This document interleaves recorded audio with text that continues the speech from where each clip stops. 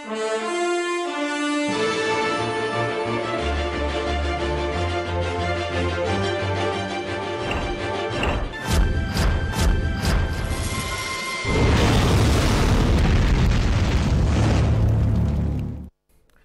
मी आशिष जाधव. हल्लाबोल मध्ये तुमचं स्वागत आहे.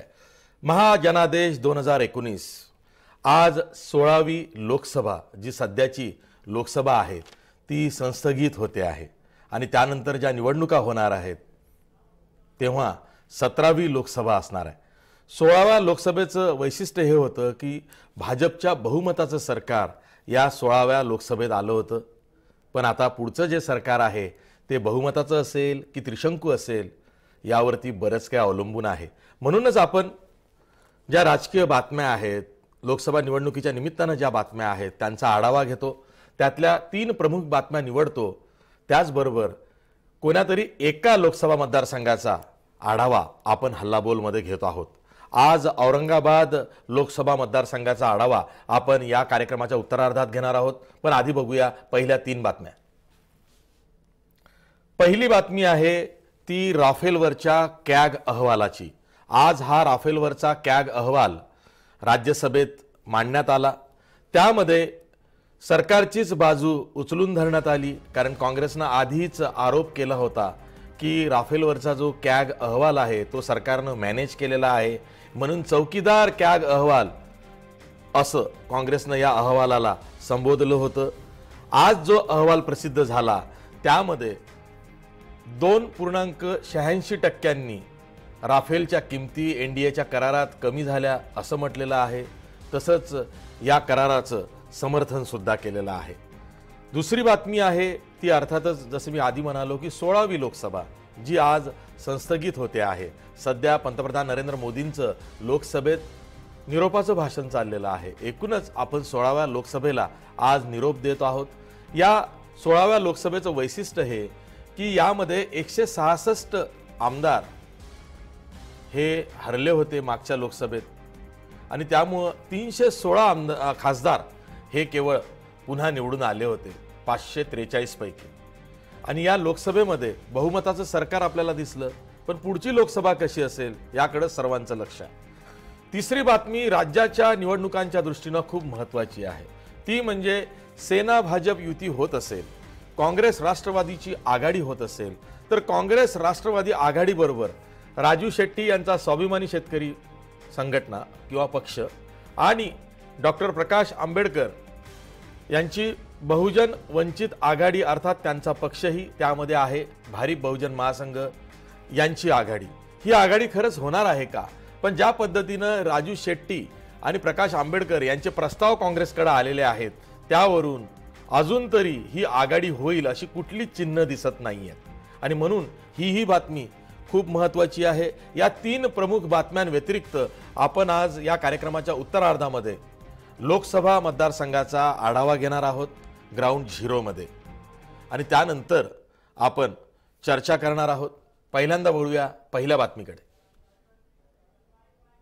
पहिली बातमी ही राफेल बाबतच्या कॅग अहवालाची आहे.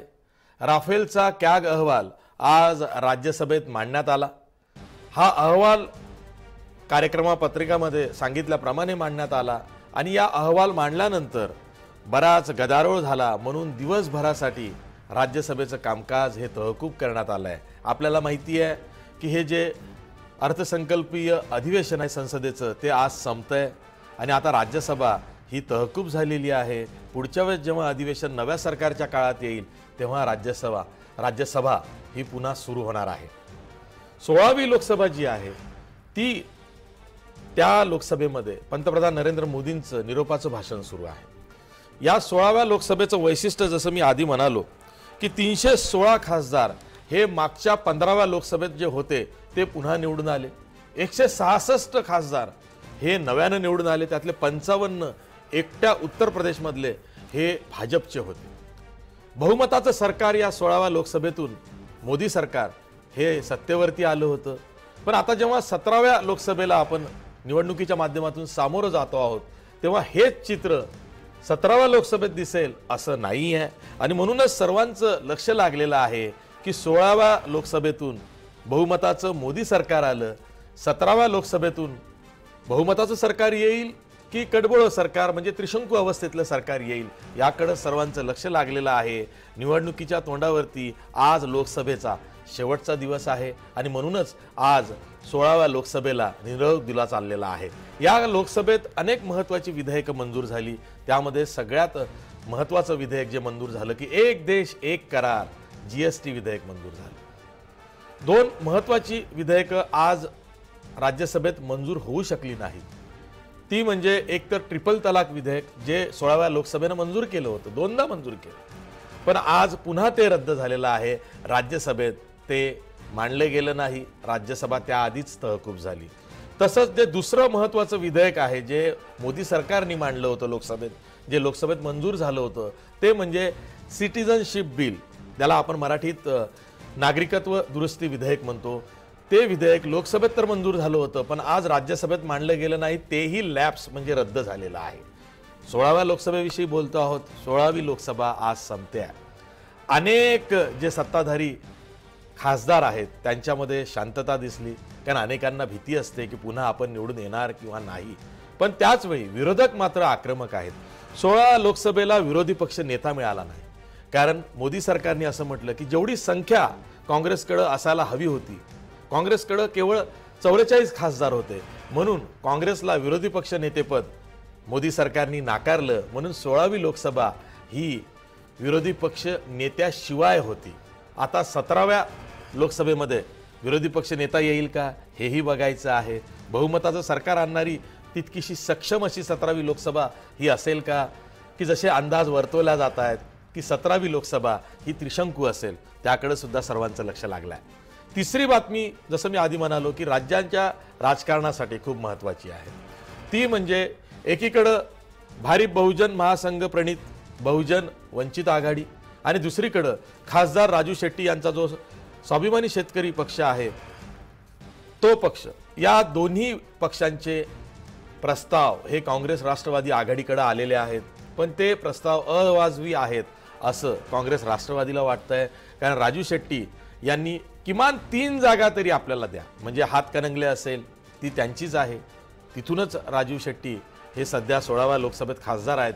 त्या जागे व्यतिरिक्त आणखी 2 जागा वर्धा आणि बुलढाणा याही आपल्याला द्या असा त्यांचा आग्रह आहे. माहिती अशी मिळते आहे की काँग्रेस 2 जागा सोडायला तयार आहे. हातकणंगले प्रश्नच नाही, राजू शेट्टीच खासदार आहे, ती जाणारच आहे. पण वर्धा किंवा बुलढाणा यापैकी कोणती जागा सोडायची याचा महत्त्वाचा निर्णय हा काँग्रेस आणि राष्ट्रवादीला घ्यायचा आहे. कारण वर्ध्याची जागा काँग्रेसकडे आहे, बुलढाण्याची जागा ही राष्ट्रवादीकडे आहे, त्यामुळे तडजोड कोण करणार हा प्रश्न आहे. त्याचबरोबर प्रकाश आंबेडकर यांचा भारिप बहुजन महासंघ पक्ष प्रणित जी आघाडी आहे, बहुजन वंचित आघाडी, या आघाडीनं आतापर्यंत 12 ठिकाणी आपले उमेदवार जाहीर केलेले आहेत. काल परवा आणखी 10 ठिकाणी म्हणजे आणि आधी 2 असे 12 ठिकाणी उमेदवार जाहीर केले.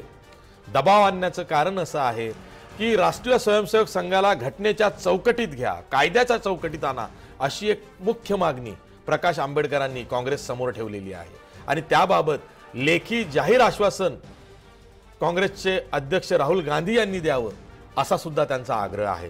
काँग्रेस ते ऐकायला तयार नाही आहे. अशा पद्धतीची मागणी कशी मान्य करायची निवडणुकीच्या तोंडावरती, या द्विधा मनस्थितीत काँग्रेस आहे. त्याचबरोबर खरंच प्रकाश आंबेडकरांची तितकी ताकद आहे का?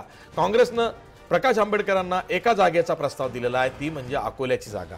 अकोल्यात काँग्रेसकडेही तुल्यबळ असा उमेदवार नाही, म्हणून तुम्ही अकोल्याची जागा लढा. काँग्रेस राष्ट्रवादी पक्ष सर्वतोपरी मदत करेल आणि आणखीन एखाद दुसऱ्या जागेचा आम्ही विचार करू असं काँग्रेसचं म्हणणं आहे. पण प्रकाश आंबेडकर ऐकायला तयार नाही आहेत. आणि महत्त्वाचं म्हणजे बहुजन वंचित आघाडीत प्रकाश आंबेडकरांबरोबर असदुद्दीन ओवैसी यांचा MIM पक्ष सुद्धा आहे. त्याची काय मागणी आहे ती काही पुढे येत नाही आहे. म्हणूनच सध्या आघाडीत तिघाडी झालेली आहे असंच आपण म्हणूया. मी वळतोय चर्चेकडं. आपल्यासोबत ज्येष्ठ पत्रकार म्हणणार नाही पण धडाडीचे पत्रकार, सकाळचे पत्रकार संजय मिस्किन आहेत. तसंच आपल्यासोबत काँग्रेसचे विधान परिषदेचे आमदार सुभाष झांबड आहेत. याशिवाय आमचे जय महाराष्ट्र न्यूजचे औरंगाबादचे ब्युरो चीफ प्रतिनिधी माधव सावरगावे सुद्धा आहेत. मी आधी संजय मिस्किन यांच्याकडे जाणीवपूर्वक जाणार आहे. संजय मिस्किन, राज्याच्या आघाडीचा आपण जर का विचार केला तर काँग्रेस राष्ट्रवादीची आघाडी होते आहे, 6 महिन्यांपासून बैठकांचे फड काँग्रेस राष्ट्रवादीच्या नेत्यांमध्ये जमतायत आणि त्या आघाडीचं जागा वाटपही जवळजवळ पूर्ण झालेलं आहे. पण मित्रपक्ष आपल्या आघाडीमध्ये असावी, आपली आघाडी ही महाआघाडी असावी. राहुल गांधी आणि प्रकाश आंबेडकरांनी एकत्र फोटो काढून तो देशभर व्हायरल करावा, जेणेकरून गांधी नेहरू हे आंबेडकर कुटुंबियांसोबत आहेत असं चित्र पुढे जावं. त्या दृष्टीनं प्रयत्न काँग्रेस राष्ट्रवादीकडून कमी होताना दिसत आहेत आणि म्हणूनच राजू शेट्टी कॅम्प असेल किंवा प्रकाश आंबेडकर कॅम्प असेल यांच्यामध्ये चलबिचल आहे. कारण काँग्रेस राष्ट्रवादीकडून पाहिजे तशी त्यांच्या मागण्यांना दाद ही दिली जात नाहीये, म्हणून ही मंडळी नाराज आहे.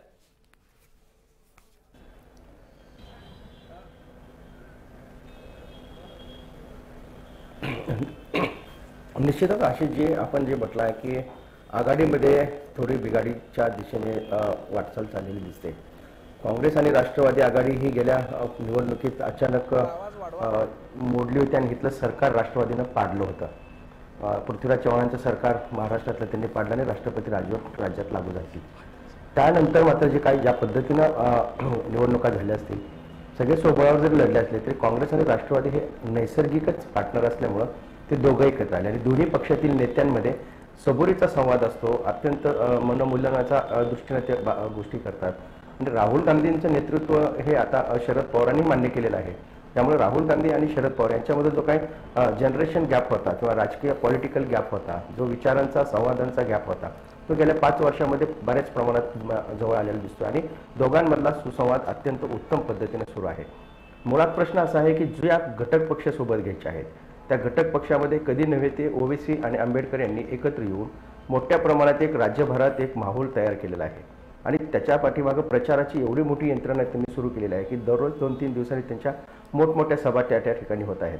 त्यामुळे दलित हा वर्ग आणि मुस्लिम हा वर्ग याच्यातील जर कॉम्बिनेशन जर एकत्र झालं तर हा मात्र आघाडीला मोठा फटका बसू शकतो आणि आघाडीच्या मतांमध्ये मोठ्या प्रमाणातली घसरण होऊ शकते, हे नाकारता येत नाही. कारण दलित आणि मुस्लिम हे दोन्ही वर्ग हे मोदी सरकारच्या विरोधात मोठ्या प्रमाणात नाराज आहेत. कारण दलितांवरील अन्याय असतील, दलितांवरील अत्याचार असतील, दलितांच्या संदर्भात अनेक प्रकारचे घेतलेले निर्णय असतील, जो लोकसभेच्या वेळेस ॲट्रॉसिटीच्या संदर्भात निर्णय झाला होता त्याच्याविषयी आंदोलन झालं होतं, देशभरात आंदोलन झालं होतं. एक प्रकारे या वर्गामध्ये या सरकारच्या बद्दलची थोडी नाराजी आहे आणि दुसऱ्या बाजूला मुस्लिमांमध्ये तर मोठ्या प्रमाणात नाराजी आहेच. त्यामुळे हा सगळा जो गट सरकारविरोधी मतदारांचा मोठा गट आहे तो गट काँग्रेस राष्ट्रवादीला नैसर्गिकरित्या मिळू शकतो. अशा परिस्थितीत आंबेडकरांची आणि ओवेसीची आघाडी जर काँग्रेस आणि राष्ट्रवादीसोबत एकत्र नाही आली तर मात्र या महाराष्ट्रातल्या राजकारणाचं चित्र अत्यंत मोठ्या प्रमाणात पलटेल, याबद्दल दुमत नाही. तिसरी सगळ्यात महत्त्वाची गोष्ट आहे की शेतकरी संघटना, ज्या शेतकरी संघटना म्हणजे राजू शेट्टीची शेतकरी संघटना असेल, इतर काही छोट्या मोठ्या त्या भागातल्या शेतकरी संघटना असतील, त्या शेतकरी संघटनांच्या मध्ये देखील आता मोठ्या प्रमाणात काँग्रेस आणि राष्ट्रवादीबद्दलची जी बोलणी आहे त्या बोलणीला कुठं मूर्त स्वरूप येताना दिसत नाही आहे. राजू शेट्टी यांनी 3 जागा मागितलेल्या आहेत, किमान 3 तरी जागा मिळात. राजू शेट्टींची जागा देण्यास तयार आहे आणि मुळात राष्ट्रवादीकडेच ती जागा असल्यामुळं राष्ट्रवादी स्वतःच्या कोट्यातून राजू शेट्टी यांना हातकणंगले की जागा सोडू शकतं आणि तशा पद्धतीची चर्चा देखील झालेली आहे. परंतु बुलढाण्याची जागा ही राष्ट्रवादीची आहे आणि वर्धेची जागा काँग्रेसची आहे. अशा परिस्थितीमध्ये राजू शेट्टीला त्या जागा सोडल्या तर काँग्रेसने किती सोडायच्या आणि राष्ट्रवादीने किती सोडायच्या याला काहीतरी मर्यादा आहे. त्यामुळे ही बोलणी तिथं फिसकटलेली आहे. त्यामुळे आघाडीत ही जरी म्हणजे घटक पक्षाच्या बाबतीत जरी आघाडीमध्ये अशा प्रकारची बेकी चालू असली, अशा प्रकारचा विसंवाद सुरू असला, पण पक्षातल्या काँग्रेस आणि राष्ट्रवादीतील जागांवर सुद्धा काही मतभेद आहेत. कारण औरंगाबादची जागा आहे ती राष्ट्रवादीला हवी आहे, नगरची जागा आहे ती काँग्रेसला हवी आहे. जे काय मतदारसंघ बदलायचे आहेत किंवा मतदारसंघ आता पूर्वी जसं जागा वाटप होतं 26-22 अशा प्रकारचं दोन्ही पक्षांमध्ये जागा वाटप झालं होतं, आता किमान 23-25 तरी व्हावं. म्हणजे राष्ट्रवादीच्या मुळात 2 जागा वाढणार किंवा 3 जागा वाढणार आहेत. म्हणजे 23 आणि 25 असं झालं तर राष्ट्रवादीच्या 2 जागा कुठल्या वाढवून द्यायच्या, कुठले मतदारसंघ सोडायचे, कुठले मतदारसंघ बदलायचे. कारण नगरमध्ये काही झालं तरी सुजय विखे हे जे विरोधी पक्ष नेत्यांचे चिरंजीव आहेत काँग्रेसचे, त्यांनी निवडणूक लढवणार हा निर्धार जाहीर केला आहे. त्यांनी प्रचार पूर्णपणे सुरू केलेला आहे, गावोगावात ते जाऊन प्रचार करत आहेत. अशा परिस्थितीमध्ये राष्ट्रवादीने अद्याप कुठल्याही प्रकारची ती जागा सोडणार किंवा नाही सोडणार याबाबतची कुठलीही वक्तव्य केलेलं नाही आहे. म्हणून घटक पक्षांची जरी नाराजी असली जागा वाटपाच्या तिढ्यामध्ये तरी देखील आघाडीतल्याच दोन्ही पक्षांमध्ये सुद्धा मतदारसंघ बदलण्यावरून थोड्या प्रमाणात आणखीन वादविसंवाद सुरू आहेत. त्याच्यावरती तोडगा निघू शकतो. आता मुळात माढ्याची जागा शरद पवारांनी लढवायची का मोहिते पाटलांनी लढवायची की प्रभाकर देशमुख जे नवीन उमेदवार होते त्यांना द्यायची, याच्यावरचा देखील वाद आहे. कारण त्या ठिकाणी शरद पवार जर उभे राहिले तर अंतर्गत गटबाजीचा फटका बसणार नाही अशी एक शक्यता आहे. त्यामुळे शरद पवारांनाच उमेदवार म्हणून उभा करा असं पक्षाच्या सगळ्या नेत्यांचं मत आहे. कारण ज्या राष्ट्रवादीच्या वाट्याला 22 जागा येतील, 23 जागा येतील, त्या 22-23 जागातून किमान स्ट्राईक रेट आपला 12 ते 14च्या दरम्यान राहील अशा प्रकारची एक समंजसपणाने प्रचार यंत्रणा राबवायला हवी. तशा प्रकारची प्रचार यंत्रणा अद्याप दिसत नाहीये. कारण राष्ट्रवादीने निर्धार मेळावे काढले, हल्लाबोल यात्रा काढल्या, यात्रा भरपूर झाल्या, गर्दी चांगल्या प्रकारे जमली आणि गावोगाव त्या मतदारसंघामध्ये जाऊन सरकारच्या विरोधातील रोष जो आहे तो लोकांमधून काढण्याचा प्रयत्न केला. या सगळ्या पार्श्वभूमीवरती आपण जर पाहिलं तर आघाडीच्या दोन्ही पक्षामधील मनोमिलन चांगलं झालेलं आहे. दोन्ही नेत्यांचं एकत्रीकरण झालेलं आहे. दोन्ही नेत्यांमध्ये आघाडी खालचा पातळीवरचा कार्यकर्ता देखील कुठेही नाराज नाही आहे. आघाडी झाली तर उत्तम, दोन्ही एकामेकाच्या खांद्याला खांदा लावून लढतील याबद्दल दुमत नाही आहे. परंतु जे घटक पक्ष आहेत त्या घटक पक्षांना जे आघाडीत घ्यायचं आहे त्यांचा मात्र मोठा पेच आहे. कारण आंबेडकरांनी 12 जागा मागितलेल्या आहेत आणि 12 जागा इतक्या मोठ्या प्रमाणात द्यायच्या असतील तर शेवटी मग काँग्रेस आणि राष्ट्रवादीने लढवायच्या किती? ठीक आहे, ठीक आहे. खरं तर ही नव्यानं मांडणी होणार आहे, नव्यानं मांडणी होणार आहे. राष्ट्रवादीसोबत त्यांची अजूनही तांत्रिक दृष्ट्या काँग्रेस आणि राष्ट्रवादी आघाडीत नाहीये. कारण मागच्या वेळेस आघाडी तोडली होती, त्यानंतर सुद्धा तशी अधिकृतपणे काँग्रेस आणि राष्ट्रवादीमध्ये आघाडी नाही किंवा राष्ट्रवादी काँग्रेसच्या युपीएचा घटक पक्ष नाहीये सध्या. ती आता नव्यानं होते आहे, सगळी मांडणीच नव्यानं होते आहे. मी जातोय सुभाष झांबड यांच्याकडे. काँग्रेसचे नेते आहेत, आमदार आहेत. सुभाष झांबड, प्रश्न तोच आहे. MIM हा एक फॅक्टर आहे. MIM बरोबर प्रकाश आंबेडकर यांचा भारी बहुजन महासंघ आहे आणि त्यांनी आता बहुजन वंचित आघाडी केलेली आहे. राजू शेट्टी यांचा स्वाभिमानी शेतकरी पक्ष आहे. तुम्ही कसं बघता की काँग्रेस पक्ष आता सक्षम आहे?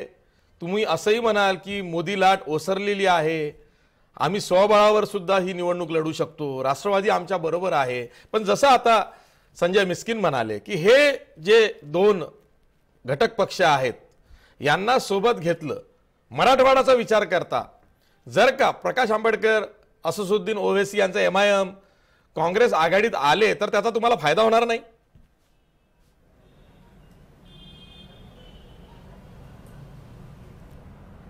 असं आहे की प्रकाश आंबेडकर असेल किंवा राजू शेट्टी जे असेल हे आणि काँग्रेस आणि राष्ट्रवादी असेल हे सम विचारांचे पक्ष आहेत.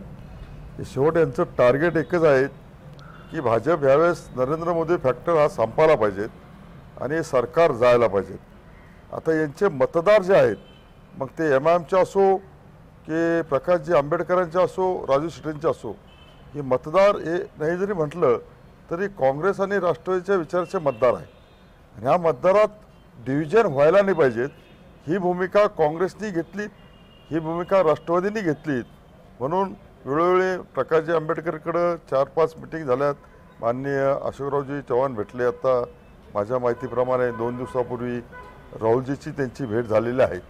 त्यामुळं हा पक्ष काँग्रेसबरोबर यायला पाहिजेत.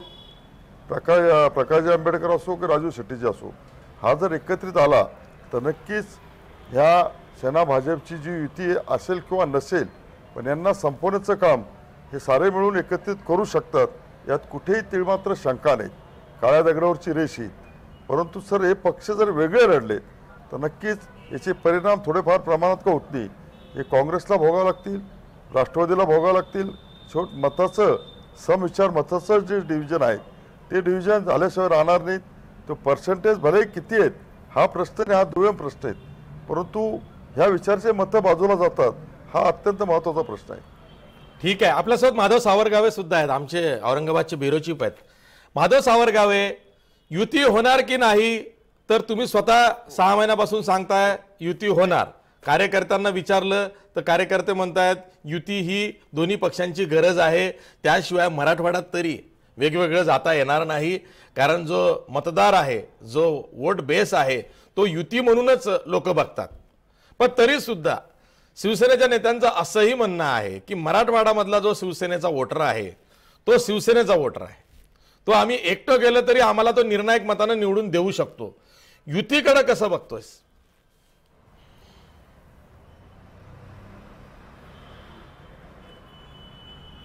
आशिष सर, शिवसेनेचा हा गैरसमज मानावा लागेल, विशेषतः मराठवाड्यामध्ये. कारण 2004ची निवडणूक आणि 2009ची निवडणूक ज्यावेळेस आपण डोळ्यासमोर ठेवतो त्यावेळेस शिवसेना आणि भारतीय जनता पार्टीचं मताधिक्य आणि त्या तुलनेत राष्ट्रवादी काँग्रेस आणि काँग्रेसचं मताधिक्य यामध्ये खूप मोठी तफावत आहे। 2014च्या निवडणुकीमध्ये मोदी फॅक्टर हा मराठवाड्यात सगळ्यात मोठा ठरलेला होता। उदाहरणार्थ आपण जर पाहिलं तर औरंगाबाद आणि जालना हे दोन मतदारसंघ जे औरंगाबादमध्ये गेल्या 3 टर्मपासून आणि आता ही 4थी टर्म चंद्रकांत खैरे निवडून आलेले आहेत, त्यावेळेस सुद्धा त्यांना भीती वाटत होती की आपण यावेळेस विजयी होऊ की नाही आणि म्हणूनच त्यांनी प्रयत्नाची पराकाष्ठा केली। ती स्थिती जालन्यामध्ये रावसाहेब दानवे संदर्भात झालेली होती।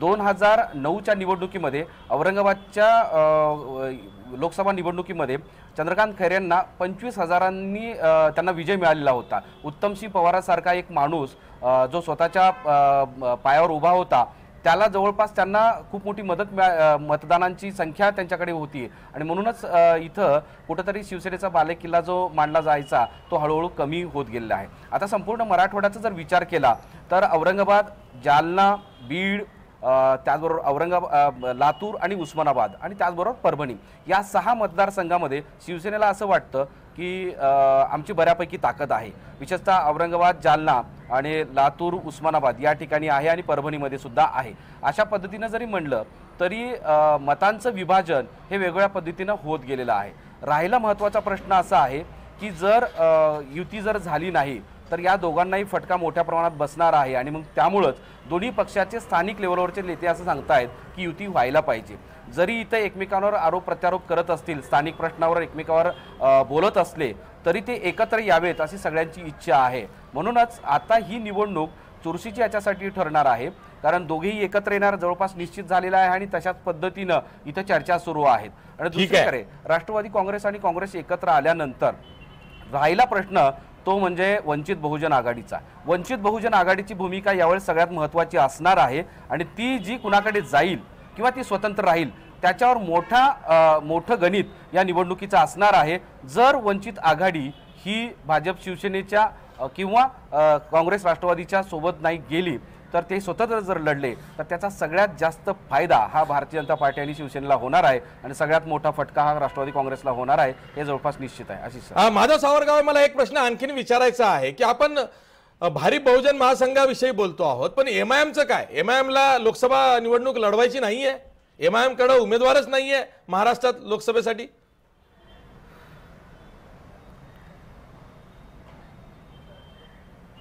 भारिप बहुजन ची एक वेगळी स्टाईल दिसते आहे। विशेषतः मराठवाड्यामध्ये भारिप बहुजनचा फारसा काही असा विस्तार झालेला नाही। केवळ औरंगाबादमध्ये गेल्या 2 टर्ममध्ये एक नगरसेवक सोडला तर भारिप बहुजनच्या कार्यकर्त्यांची संख्या ही बोटावर मोजण्या इतकी आहे।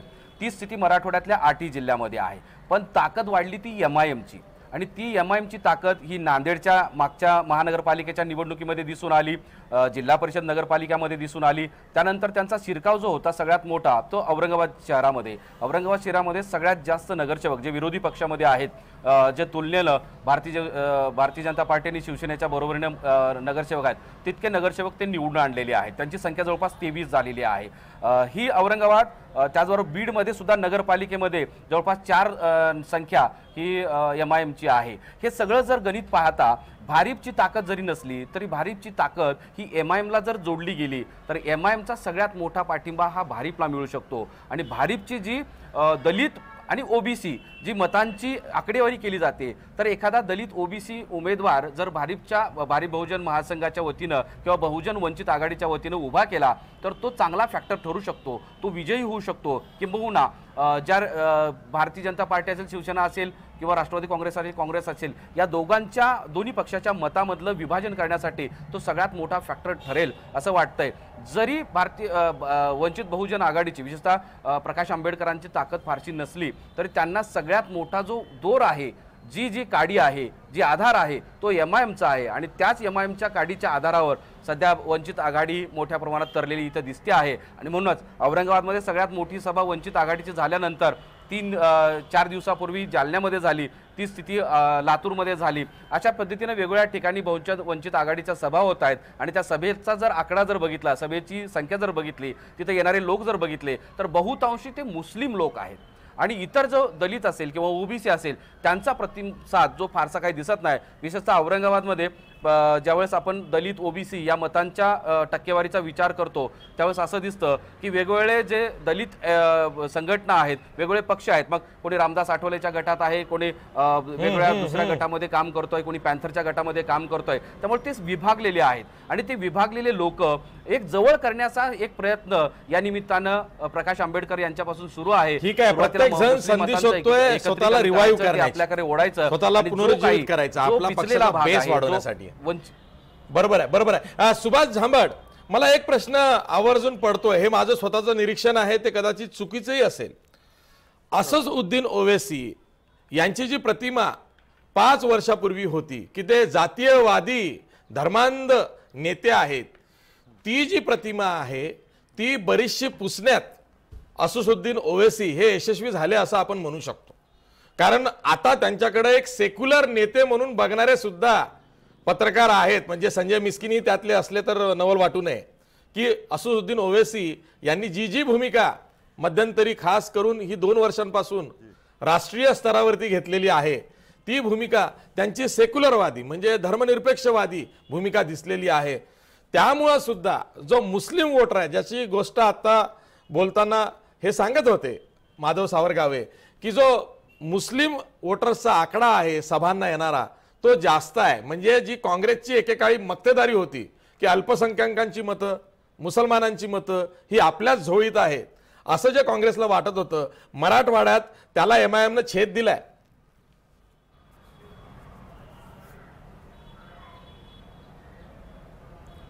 असं आपल्या नजरेमध्ये त्यांची प्रतिमा जरी सेक्युलरवादी वाटत असेल, पण एक मुद्दा सांगतो, ओएसिसच्या बद्दल लोकांच्या सामान्य माणसांच्या मनात, हा हिंदू कम्युनिटी असेल किंवा दलित असेल, यांच्या मनात हा नक्कीच आहे की ह्या साधारण या व्यक्तींचं जर भाषण ऐकलं तर युवकांचे डोकं भडकवण्याचं काम जातीवादीप्रमाणे ओएसिस करतात. आणि त्या प्रतिमेमध्ये आमच्याकडे कुठं फरक नाहीत. नॅशनल लेवलवरती जरी आता प्रकाशजी आंबेडकरांना बरोबर घेऊन किंवा ओबीसी फॅक्टर बरोबर घेऊन ते प्रतिमा सुधारण्याचं जरी काम करत असेल, पण त्याचा याच्यावरती परिणाम होणार नाही. आता तुम्ही म्हणतात की आता नांदेडचं सांगितलं आमच्या माधवजींनी की नांदेड फॅक्टरपासून त्यांनी चालू केलं आहे. आत्ता नांदेडचं इलेक्शन झालं मागं महानगरपालिकेचं, ज्या पद्धतीने MI तिथे आली होती, 11 सीट घेऊन आली होती, आज तेच नगरसेवक MIMचे नगरसेवक ते MIMमध्ये न राहता ते पक्ष बदलून गेलेत आणि MIM तिथं सपाट झाला आहे. असं प्रत्येक ठिकाणी जर बघितलं, आज मालेगावसारख्या ठिकाणी मुस्लिम प्रभावित मतदारसंघ आहे, मालेगावमध्ये MIMने शिरकाव करण्याचा प्रयत्न केला पण तिथे त्यांना यश मिळालं नाही. औरंगाबाद फॅक्टरमध्ये ज्यावेळेस 2014मध्ये विधानसभा असेल किंवा त्यानंतर 2015मध्ये महानगरपालिका असेल, त्यामध्ये युवकांचे डोके भडकून काही त्यांनी प्राप्त करण्याचा नक्कीच प्रयत्न केला. पण आज जी परिस्थिती 14ची आणि 15ची आहे ती औरंगाबादमध्ये MIMची शिल्लक राहिली नाहीत. आज मुस्लिम वस्तीमध्ये जर आम्ही फिरलो, फेरफटका मारला, सामान्य माणूस असेल किंवा योग असेल, तो म्हणतो MIMने आम्हाला भ्रमित केलंय, MIMने आम्हाला आमची निराशा झाली, आम्ही जे मतदान MIMला केलं ते म्हणजे अजूनही त्यांची भूमिका ही झाली की भाजप प्रणित नेतृत्व असणारं एक उमेदवार हे आहेत. म्हणून त्या दृष्टीने जर विचार केला तर आता सामान्य मुस्लिम असेल, युवक असेल, शिक्षित वर्ग असेल, त्या शिक्षित वर्गसुद्धा MIMच्या मागं फार मोठ्या प्रमाणात वळला होता. पण आज हा सर्व वर्ग जर बघितला तर नक्कीच या विचारात आलेला आहे MIMला आता जर मदत करणं किंवा वंचित आघाडीला मदत करणं म्हणजे भाजपला मदत केल्यासारखंच एक प्रकार आहे. म्हणून त्यामुळं हे जरी डोक्यात असेल की काँग्रेस कधीच मक्तेदारी कोणत्या मतदाराला समजली नाहीत, पण काँग्रेसनी सामान्य लोकांकरता जे काम केलं, गोरगरिबाकरता काम केलं, मग त्यामध्ये मुस्लिम समाज असेल, दलित असेल, सामान्य हिंदू समाज असेल, हा काँग्रेस त्यांच्या पाठीशी उभा राहिला. म्हणून लोक म्हणत असतील काँग्रेसची ठीक आहे आपण आघाडीविषयी खूप बोललोय. मी जातोय संजय मिस्किन यांच्याकडे. संजय मिस्किन, आघाडीची चर्चा आहे, आघाडी होणार आहे स्पष्ट आहे, 1-2 जागांची अदलाबदल सुद्धा आघाडीमध्ये शक्य आहे, पण युतीचं काय चाललंय? आता लेटेस्ट माहिती हातात येते आहे ती म्हणजे सेना भाजप युती होते आहे, त्यांचा फॉर्म्युला सुद्धा निश्चित झालेला आहे. नमतं कोणी घ्यायचं याच्यावरनं जागांची अदलाबदल ही करून मोठेपणा आणि कमीपणा हा एकमेकांनी घ्यायचा आहे असं ठरलेलं दिसतंय. आणि जो फॉर्म्युला वर्कआउट होतोय तो असा आहे की लोकसभेसाठी भाजप 25 जागा, शिवसेना 23 जागा, विधानसभेसाठी भाजप 45 जागा, शिवसेना 143 जागा. म्हणजे लोकसभेच्या ज्या 25 जागा भाजप घेत आहे त्यामधल्या 2 जागा भाजप घटक पक्षांना, मित्र पक्षांना देऊ करते. कदाचित त्या 2 जागा, एक शिर्डी असेल रामदास आठवलेंसाठी आणि म्हाडा असेल कदाचित सदाभाऊ खोतसाठी, असं काहीसं होऊ शकतं. त्याचबरोबर ज्या ते म्हणजे पुन्हा लोकसभेच्या 23 जागा 23 कमळाच्या चिन्हावरती किंवा 2 जे आहेत सदाभाऊ खोत आणि रामदास आठवले शिर्डीमधून जर का उभे राहिले किंवा आणखीन एखादा तिसरा जागा दिली गेली किंवा शिर्डीमध्ये सध्या शिवसेनेची जागा आहे, माफ करा, तर 2 जागा ह्या मित्रपक्षांना द्यायच्या आहेत. म्हणजे दोन्ही पक्षांनी तशा 23 लढवायच्या आहेत आणि 2 मित्रपक्षांना भाजपच्या कोट्यातून द्यायच्या आहेत. असा फॉर्म्युला लोकसभेसाठी वर्कआउट होतोय. आणि विधानसभेसाठी 145 जागा भाजपच्या कोट्याच्या, 143 जागा ह्या शिवसेनेच्या कोट्याच्या, असा काही फॉर्म्युला निश्चित होऊ शकतो. युतीवरती शिक्कामोर्तब होईल असं वाटतंय.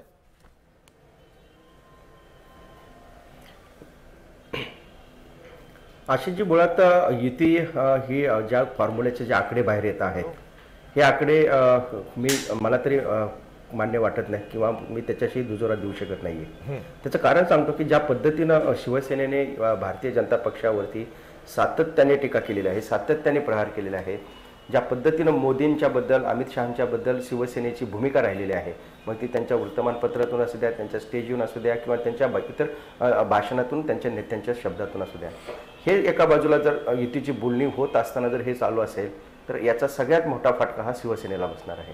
कारण स्थानिक शिवसैनिकांमध्ये स्वबळाचा नारा ज्या पद्धतीनं उद्धव ठाकरे यांनी दिलेला आहे, ज्या पद्धतीने आपल्याला स्वबळावरच जायचं आहे, पहिले ही मंदिर फिर सरकार हा नारा त्यांचा शेवटी आलेला आहे. परंतु त्याच्या अगोदर महानगरपालिकेपासून ज्या पद्धतीनं भाजप आणि शिवसेनेचं एकमेकांबद्दलचं आक्रोश, म्हणजे एकमेकांबद्दलची जे पद्धतीनं टोकाची भाषा वापरून चर्चा झालेली आहे आणि आम्ही आता भिकेचा कटोरा घेऊन कुणाच्या दारात जाणार नाही वगैरे या प्रकारची भाषा तिथे गेलेली आहे. ही एका बाजूला जरी ठेवली तरी भारतीय जनता पक्षाला मात्र शिवसेनेसोबत युती करण्यासाठी खूप मोठ्या प्रमाणात खेळी खेळली जात आहे, डावपेच रचले जात आहेत. की सहानुभूती, युती तोडल्याची सहानुभूती जर कोणाकडे जायची असेल तर ती सहानुभूती शिवसेनेकडे न जाता ती भारतीय जनता पक्षाकडे राहील. या पद्धतीनं हे आकडे पुढे येत असावेत, या पद्धतीने त्या प्रकारची गोळाबेरीज चालू असावी असं मला एक राजकीय विश्लेषक म्हणून वाटतं. दुसरी महत्त्वाची गोष्ट आहे की युतीत करायची तर कुठल्या मुद्द्यावर करायची. म्हणजे आता तुम्ही कालचे भाषणं बघितले असतील, म्हणजे काल दिल्लीमध्ये संजय राऊत हे सगळ्या विरोधी पक्षांच्या नेत्यांच्या सोबत होते. म्हणजे चंद्राबाबू नायडूंनी ज्यावेळेस त्या ठिकाणी काल धरणं दिलं होतं 1 दिवसाचं, तर त्या ठिकाणी संजय राऊत स्वतः गेले होते. म्हणजे विरोधी पक्षांच्या जे देशभरातले विरोधी पक्ष आहेत त्या देशभरातील विरोधी पक्षाच्या आघाडीसोबत ह्या राहत आहेत. एका बाजूला ज्यावेळेस बिहारमध्ये पराभव झाला भाजप आणि यांचा, त्यावेळेस शिवसेनेने त्याचं अभिनंदन केलं होतं नितीश कुमारांचं. आता नितीश कुमार ते बाजूला केले, हा भाग वेगळा. इकडं ममता बॅनर्जींना शिवसेनेने पाठिंबा दिला होता. म्हणजे ह्या सगळ्या गोष्टी एका बाजूला होत असताना शिवसेना एक स्वतःचं अस्तित्व सिद्ध करण्यासाठी सातत्याने प्रयत्न करत असताना बोलणी कुणासोबत करायची. आता अशी एक भाषा येते की नितीन गडकरी, अमित शहा आणि राजनाथ सिंग तिघंही मातोश्रीवर चर्चेला जातील. ते जरूर जातील, कारण बीजेपीकडे एक स्ट्रॅटेजी असते, बीजेपीकडे एक रणनीती असते की आपण आपल्या घटक पक्षाला सांभाळून घेत आहोत, आपण आपल्या घटक पक्षाच्याबद्दल अत्यंत संवेदनशील आहोत, आपण आपल्या घटक पक्षाच्याबद्दल अत्यंत प्रेमाने, आदराने आणि सन्मानाने वागवणार आहोत. अशा प्रकारची एक स्ट्रॅटेजी घेऊन ते वागत असतात, त्या प्रकारचे वक्तव्य करत असतात. त्या प्रकारचे म्हणजे प्रत्येक बीजेपीचा नेता, भारतीय जनता पक्ष नेता युती होणारच, युती झाली आहे, युतीत काही अवघड नाही, युती होईल, युतीचं फक्त आमचं आता जागा वाटप जाहीर करायचं राहिले, अशा प्रकारची भाषा शिवसेनेकडून मात्र उलटी भाषा. ठीक आहे. थोडा आपला संपर्क तुटतोय, थोडं तांत्रिक अडचणी आहेत. आपण एक ब्रेक घेणार आहोत आणि ब्रेक नंतर ग्राउंड झिरो या सदरामध्ये आपण औरंगाबाद लोकसभा मतदारसंघाचा आढावा घेणार आहोत. पुन्हा भेटूया ब्रेक नंतर.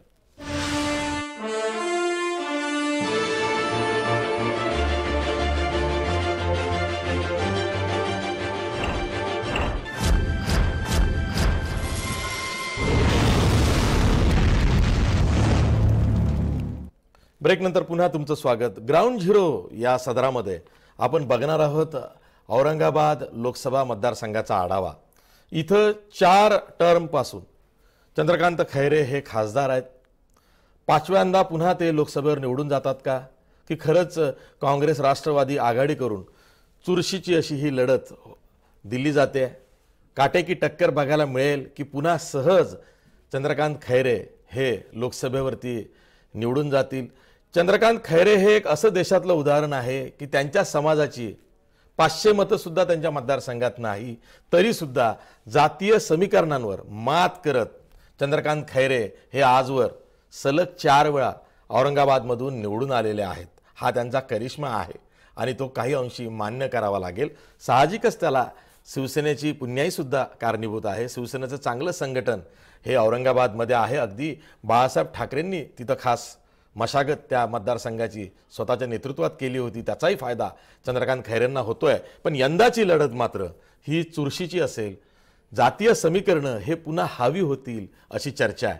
बघा माधव सावरगावे यांचा हा रिपोर्ट.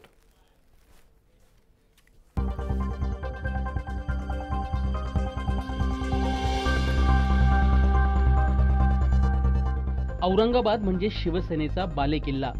याच शिवसेनेच्या बालेकिल्ल्यात हिंदुत्वाच्या अजेंड्यावर खासदार चंद्रकांत खैरे यांनी 4 वेळा विजय मिळवला. पण 2019ची लोकसभा निवडणूक चंद्रकांत खैरेंसाठी वाटते तितकी सोपी नाही याची जाणीव खैरे यांनाही झाली आहे. विकासाबाबत मतदारांची नाराजी, पक्षांतर्गत गटबाजी आणि शिवसेनेचं जिल्ह्यातलं विधानसभेचं प्राबल्य कमी झाल्याने चंद्रकांत खैरे यांच्या अडचणीत वाढ होण्याची चिन्ह आहेत. त्यामुळे काँग्रेस आणि राष्ट्रवादी काँग्रेस या दोन्ही पक्षांकडून सुरू असलेली फिल्डिंग ही शिवसेनेच्या बालेकिल्ल्याचं चित्र बदलेल का असा प्रश्न आहे. तरीही निवडणुका जिंकण्याची कला आत्मसात असल्याने चंद्रकांत खैरेंचं मोठं आव्हान असणार आहे. 2014च्या लोकसभा निवडणुकीच्या वेळी देखील चंद्रकांत खैरे यांच्यावर मतदारांची नाराजी होती, पण मोदी लाटेचा त्यांना फायदा मिळाला. 2014 सर्वाधिक 5,20,902 मतं मिळवून चंद्रकांत खैरे 1,61,737 मतांनी निवडून आले. त्यावेळी काँग्रेसचे उमेदवार नितीन पाटील यांनी जोरदार टक्कर दिली होती. तेव्हा नितीन पाटील यांना 3,58,812 मतं मिळाली होती. 2014च्या लोकसभा निवडणुकीपाठोपाठ झालेल्या विधानसभा निवडणुकीत चित्र बदललं. शिवसेना आणि भाजप स्वतंत्र लढले. लोकसभा मतदारसंघात असलेल्या 6 विधानसभेच्या जागांचा विचार करता औरंगाबाद पूर्वमधून भाजपचे अतुल सावे, औरंगाबाद मध्यमधून MIMचे इम्तियाज जलील, औरंगाबाद पश्चिममधून शिवसेनेचे संजय शिरसाट, गंगापूरमधून भाजपचे प्रशांत बंब, कन्नडमधून शिवसेनेचे हर्षवर्धन जाधव आणि वैजापूरमधून राष्ट्रवादीचे भाऊसाहेब पाटील चिकटगावकर निवडून आले. यंदा मोदी लाट ओसरल्यानं काँग्रेसनंही उभारी घेतली आहे. त्यामुळे नवा उमेदवार रिंगणात उतरवण्याची तयारी काँग्रेसनं केली आहे. काँग्रेसच्या स्थानिक नेत्यांची नावं उमेदवारीच्या चर्चेत आहेत. त्यात माजी आमदार डॉक्टर कल्याण काळे, विधान परिषदेचे आमदार सुभाष झांबड आणि सिल्लोडचे आमदार अब्दुल सत्तार यांच्या नावांचा समावेश आहे. आघाडीच्या चर्चेत काँग्रेस औरंगाबादचा मतदारसंघ सोडायला तयार नाही.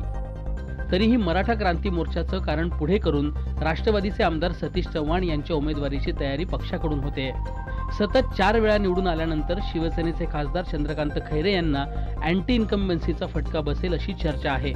हिंदुत्वाचा अजेंडा हातात घेतल्याने मतदारसंघात सातत्याने मतांची आघाडी मिळत गेली. मराठा, ओबीसी आणि दलित या मतांची गोळाबेरीज कायम शिवसेनेच्या बाजूने राहिली. मात्र आता शिवसेनेची समीकरणं बदललेली आहेत.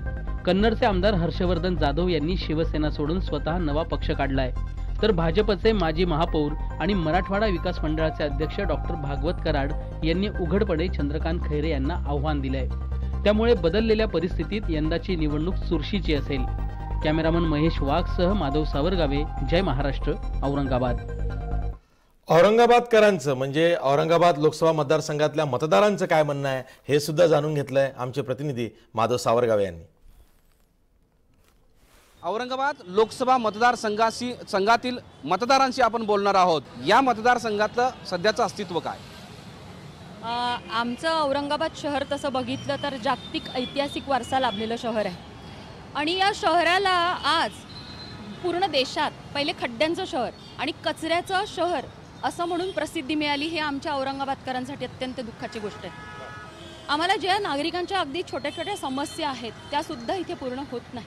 म्हणजे आज रस्त्यांवर जे खड्डे बघितलेत तेच आणि सार्वजनिक जी वाहतूक आहे ती मोडकळीस आल्यामुळे वाहनांची वाढलेली संख्या आणि परिणामी रस्त्यांवर होणारे अपघात या सगळ्यांना आपण बघत आहोत औरंगाबादमध्ये. तसं बघितलं तर आता या शहराला जर तुम्ही बघितलं तर त्याची कॅपॅसिटी आहे की आज जर परदेशी पर्यटक आहे त्याला ओढून आणायची या शहराची कॅपॅसिटी आहे. आणि आपण जगात बघितलं तर अनेक देश आणि असे शहरं आहेत की ज्यांनी पर्यटनाच्या भरोशावर आज विकास घडवून आणलेला आहे. आणि आपलं शहर ते कॅपॅसिटी असून सुद्धा एक विजन नसलेला नेता मिळाल्यामुळे ते पूर्णच होऊ शकत नाही. अजिबात अपेक्षा पूर्ण झालेल्या नाहीत. कारण मी असं म्हणेल की ज्यावेळेस इलेक्शन येतात त्याच वेळेस हे सर्व सोयी सुविधा ते आणल्याचा दावा करतात. आता स्मार्ट बस ही आलेली आहे 1-2 महिन्यापूर्वी, पण मला सांगा बसला जो स्टॉप पाहिजे तो कुठेच नाही आहे अजून. कारण स्टॉप नसल्यामुळं बस कुठेही थांबते आणि रहदारीला अडथळा निर्माण होतो. ही एक मोठी समस्या आहे. आता नामकरणाचा जो मुद्दा आहे ते खूप धडाडीनं मांडला जातो की संभाजीनगर हे नाव व्हायला पाहिजे. हे सगळ्यांची इच्छा आहे, पण माझं मत असं आहे की नामकरणाचा मुद्द्यापेक्षा तुम्ही विकासाचा मुद्दा जर खूप लावून धरला आणि सर्व पक्ष एकत्र आले तर नक्कीच औरंगाबादचा विकास होऊ शकतो. कारण पक्ष फक्त समीकरणं जुळवतात इलेक्शन जिंकण्यासाठी आणि निवडून येण्यासाठी.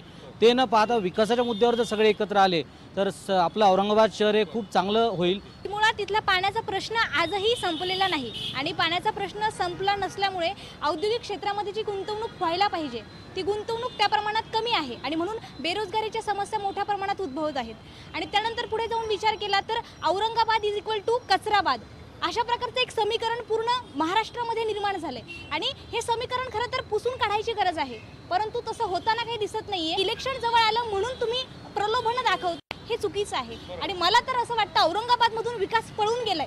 तुझ्यासारख्या तरुणांना काम मिळावं म्हणून इथल्या खासदारांनी प्रयत्न केलेत का? मला तर नक्कीच असं नाही वाटत की खरंच असे काही प्रयत्न झाले आहेत.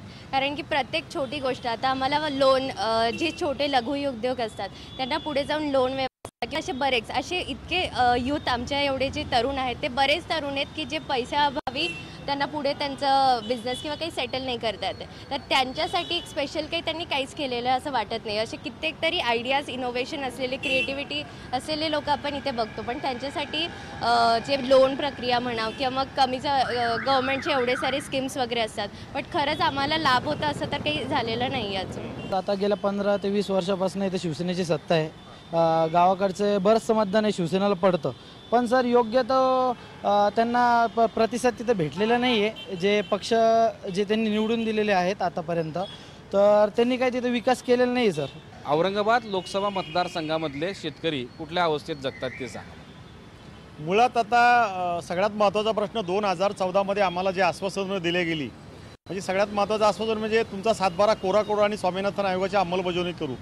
या अंमलबजावणीवर येतं काही केलेलं नाही आहे. पण औरंगाबाद जिल्ह्याचा जर विचार केला की या महाराष्ट्रामधलं कोयना धरणाच्या नंतर जायकवाडी धरण हे सगळ्यात मोठं धरण आहे, परंतु या धरणाचं पाणी अद्यापही सर्वांना पोहोचलेलं नाही आहे. मग ते पिण्याच्या पाण्याची समस्या असेल, शेतकऱ्यांच्या सिंचनाची व्यवस्था असेल, कारण हे धरण झालं सिंचनासाठी, परंतु सिंचनाला कुठेही पाणी मिळत नाही आहे. कारण या सिंचनावर शेतकऱ्यांच्या पाण्यावर उद्योगाने डल्ला मारलेला आहे. या ठिकाणी मग दारूच्या कंपन्या असतील, केमिकल कंपन्या असतील, यांना मोठ्या प्रमाणामध्ये पाणी दिलं गेलं आणि शेतकऱ्यांच्या हक्काच्या पाण्यावर या सगळ्यांचे पोटं भरले जातात. आणि एकीकडे शेतकऱ्यांना पाणी मिळत नाही, दुसरीकडे औद्योगिक विकासाचा जर विचार केला की बाबा आम्हाला आमच्या जमिनी घेतल्या, आता पैठण तालुक्यामधली आमची 10,000 हेक्टर जमीन ताब्यामध्ये घेतली आणि तिथं DIMC दिल्ली, मुंबई, कॅनडावर होतोय, परंतु तिथल्या लोकांना अद्याप पैसे मिळालेले नाहीत, जमिनीचा मोबदला मिळाला नाही. परंतु आता तिथं येणारे जे प्लॅन्ट आहेत ते सगळे ऑटो प्लॅन्ट आहेत की त्या ठिकाणी माणसांचं काम नाही आहे. म्हणजे 20 लाख लोकांना आम्ही काम देणार आहोत, 30 लाख लोकांची या ग्रामीण भागातील मुलांना काम मिळेल, या प्रकारची जी स्वप्न दाखवली गेली होती ते स्वप्नपणे आता भंग होण्याच्या मार्गावर आहेत. कारण औरंगाबाद जिल्ह्यामध्ये आणि औरंगाबाद शहराची परिस्थिती अशी आहे की 2 मुलांच्या मागे एक तरुण मुलगा आता पुणे आणि मुंबईची वाट धरतोय. मग ती नोकरीच्या निमित्ताने असेल किंवा शिक्षणाच्या निमित्ताने असेल, संपूर्णपणे इथली व्यवस्था आता ढासळलेली आहे. आणि औरंगाबाद नुसतं जायकवाडी धरणाकडे आम्ही पाहतोय, या ठिकाणी वेरूळ अजेंड्याकडे पाहतोय, परंतु वेरूळ अजेंड्याच्या परिसरामध्ये ग्रामीण भागाचा जो विकास व्हायला पाहिजे होता, तिकडचे रस्ते व्हायला पाहिजे होते, तो अजेंडाचा रस्ता विकास व्हायला पाहिजे होता, जायकवाडीचं पाणी ठिबकणी सगळीकडे जाणं गरजेचं होतं. पण आज अशी परिस्थिती आहे, सगळीकडे अंधार आहे, फक्त घोषणा आणि घोषणांचा पाऊस आहे. 20 वर्ष चंद्रकांत खैरे यांनी काय केलं असं वाटतं? काय केलेले या ठिकाणी या मतदारसंघामध्ये फक्त जातीवादी राजकारण केलेलं आहे. जय भवानी आणि जय शिवाजी म्हटल्यानंतर इथल्या तरुणांच्या मनामध्ये छत्रपतींच्या बद्दल जो आदर आहे त्या आदराचा गैरवापर केला गेला.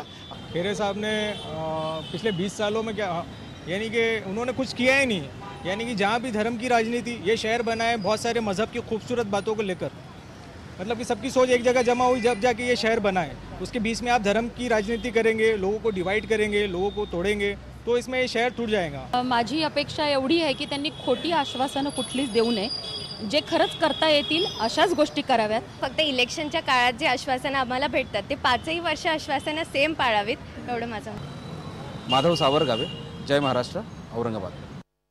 औरंगाबादकर अगदी दिलखुलासपणे बोललेले आहेत आणि त्यात जयाजी सूर्यवंशी हेही होते। मला नवल वाटलं, मी जातोय माधव सावरगावे यांच्याकडं। माधव, जयाजी सूर्यवंशींचं काय चाललंय? मतदार म्हणून मत करणार आहेत की स्वतः काही निवडणुकी स्वतःला आजमावणार आहेत? कारण शेतकऱ्यांच्या बऱ्याच अपेक्षा होत्या, पण या नेत्यानं त्या सगळ्या फोल ठरवलेल्या आहेत। शेतकऱ्यांना खूप नाउमेद केलंय जयाजी सूर्यवंशीने। आशिष सर, जयाजी सूर्यवंशींनी अगोदर स्पष्ट केलं होतं की मी निवडणूक लढवणार नाही। खरं तर आता त्यांच्याबद्दल जर काही सांगायचं म्हणलं तर गेल्या 2012च्या दुष्काळापासून त्याने इथल्या शेतकऱ्यांचे प्रश्न सोडवण्याचा प्रयत्न केला। मात्र मागच्या वर्षी सुकाणू समितीच्या माध्यमातून आणि किसान क्रांतीच्या माध्यमातून जे मुख्यमंत्र्याच्या कानातची बोलणी झाली ती मात्र जयाजी सूर्यवंशीला फार महागात पडली आणि त्यामुळं एकतर या सगळ्या चर्चेतून ते बाहेर पडले आणि सगळ्यात महत्त्वाचं म्हणजे मराठवाडा गेल्या 8 वर्षांपासून तरी दुष्काळात होरपळत आहे आणि अशा स्थितीमध्ये मराठवाड्यातला एक आवाज त्या निमित्ताने बंद झाला होता। आता जयाजीराव सूर्यवंशी पुन्हा या आंदोलनामध्ये येत आहेत, हळूहळू येत आहेत आणि त्यामुळं शेतकऱ्यांचे जे प्रश्न आहेत खऱ्या अर्थानं मराठवाड्यात मांडायला आणखी कोणी समोर येत नाही आणि जयाजी सूर्यवंशी ते मांडतायत। अगदी बरोबर आहे, अगदी बरोबर आहे। राजकारण हा शक्यतांचा खेळ आहे। Politics is an art of possibilities. त्यामध्ये कोणताही नेता कधीही संपत नाही। मतदार म्हणून का होईना त्यांनी आपला आवाज मांडलेला आहे। मी सुभाष झांबड तुमच्याकडे येतोय, वेळ कमी आहे, थोडक्यात आपण आपापली बाजू मांडूया। चंद्रकांत खैरे 5व्यांदा लोकसभेवर जाऊ शकतात की खरंच काँग्रेस काटेकी टक्कर इथं देईल? कारण चर्चा अशीही आहे की राष्ट्रवादी काँग्रेसनं अजूनही सतीश चव्हाणांसाठी औरंगाबादवरचा दावा दिल्लीच्या चर्चेत सोडलेला नाही।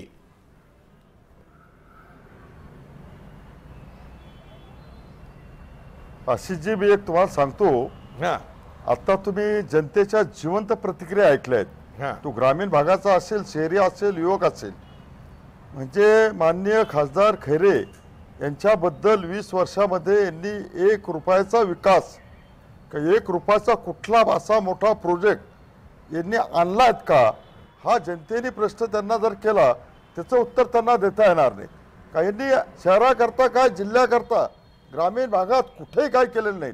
फक्त आजपर्यंत जातीच्या नावावरती त्यांना भाग्यानं समजेल मी की जातीच्या नावावरती 20 वर्षापासून त्यांनी यश प्राप्त केलं। पण आजची जी परिस्थिती आहे, आजची परिस्थिती अशी आहे की कधी इलेक्शन लागतंय आणि कधी चंद्रकांत खैरेंना घरी पाठवतोय, ही जनतेची भूमिका ठरलेली आहे।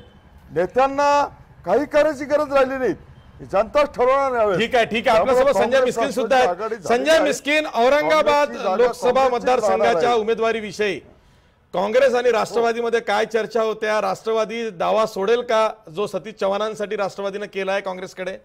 तुम्हाला काय वाटतं? सतीश चव्हाण यांनी पूर्णपणे औरंगाबाद लोकसभा मतदारसंघासाठी आपण एक निवडून विजयाची खात्री असलेले उमेदवार असल्याचं सगळे निकष पक्षाच्या पुढे मांडलेले आहेत। बाकी सगळे इतर त्यांची जी काय त्या भागाची वावर आहे, त्या भागात त्यांचा जो काय जनसंपर्क आहे किंवा त्या भागातल्या विधान परिषदेवरती निवडून येत असताना त्यांनी ज्या पद्धतीनं एक संघटन दाखवलेलं आहे, त्याबद्दल सतीश चव्हाण यांच्यावर एक उमेदवार सगळा असू शकतो। पण तो मूळ मुद्दा आहे की ती जागा काँग्रेस सोडणार का, की ती जागा काँग्रेस सोडणार का, आणि काँग्रेस सोडणार असेल तर ती जागेच्या बदल्यात दुसरी कुठली जागा घेणार?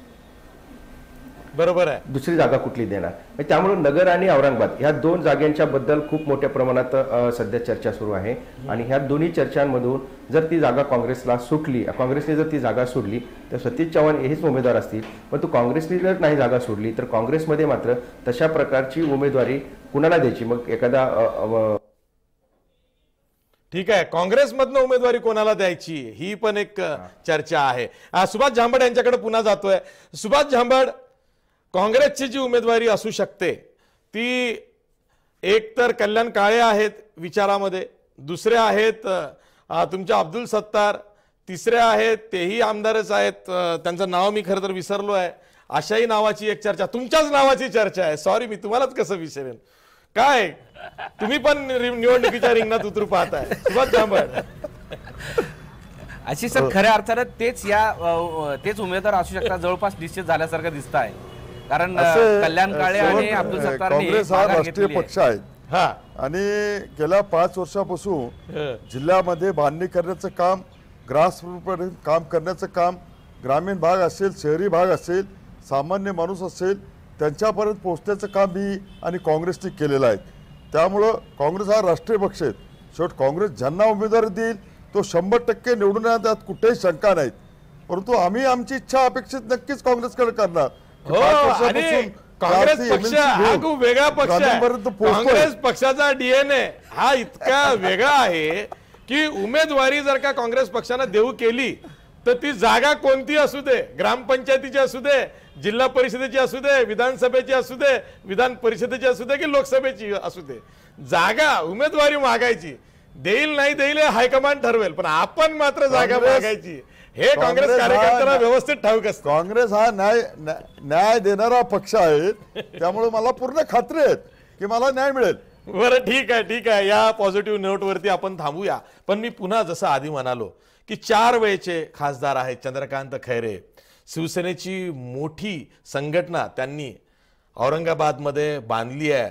त्यांच्यापासून नाराज होऊन अनेक स्थानिक नेते शिवसेना सोडून गेले, परत आले. असे अनेक नेते आहेत औरंगाबादमध्ये. एकच उदाहरण सांगायचं झालं तर अनेक जण आहेत, म्हणजे त्यामध्ये काहींची तर आता नावं सुद्धा आठवत नाही, ते येऊन बाजूला पण पडले. पण चंद्रकांत खैरे यांचं शिवसेनेतलं स्थान हे अढळ आहे. 4 वेळेसचे ते खासदार आहे. 5व्यांदा लोकसभेला जाण्यासाठी ते सज्ज होत आहेत. अशा वेळी काँग्रेस राष्ट्रवादीकडून नेमका उमेदवार कोण त्यांच्या विरोधात दिला जाईल?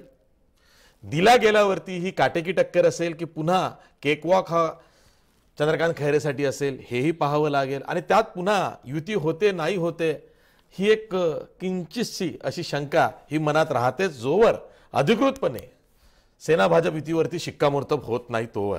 त्यामुळे आज मी सर्व मान्यवर पाहुण्यांचे आभार मानतो. इथेच थांबतो. पाहत राहा जय महाराष्ट्र न्यूज.